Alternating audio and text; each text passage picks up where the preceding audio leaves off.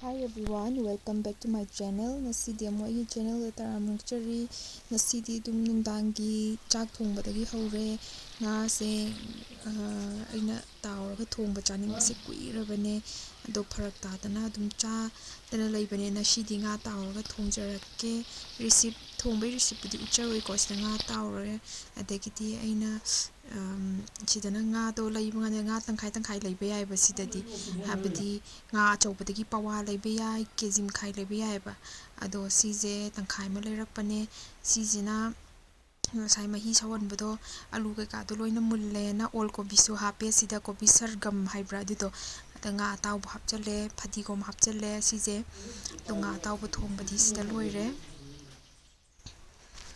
koi mi yamde chanupadi hinjang thongbaje chaba haite yerunga sum chabani na iga husband gi dangne ado sida laire koi nungdang gi chak amuk chajarage mayam sida singju kitang sujare mimi ga kobi ga morok angang buduga tawraga phadigom khara hapchalaga singju sure do mayam nungdang gi dinner sida laire ko mayam sisina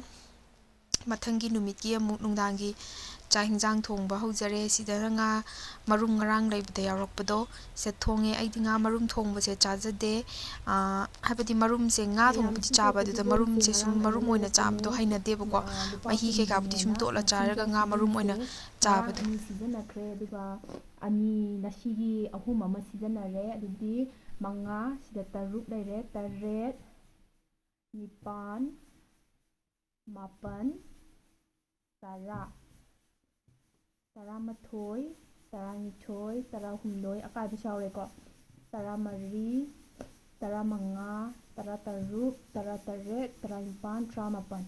lupa kungi phadigom mapun sigumbase taramapan lairee ngarang aina hongeko mayam ado swaida anakpa vendor stall gumbadana moyi swaida yonbase sina sigumba mapun ama sida tarapi kungi ahumga taw yade ado ngarang aina asam bazar thokpada si mapun tara impanda lupa kungi laurae phadigom se local gi phadigom ne manam siam nusiye na kobi khara soire phadigom ne tomato kitang ne dai mo atekpa yaure makhada horen kitang salad ki type ta kitang semage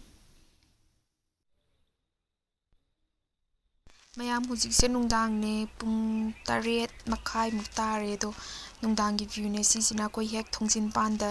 dasakusa mari chatnaga hawe swaiditi dasakusa se marang yam kaye ado se hisi hinjang thongba loire nga marum oina chaba se sum aingodati haina jate bako mahi alu keka budi sum chara aduna nga tawba se khara hapchan jabane ado mayam aigi video se swaida loisanjarage ko diti mayam bye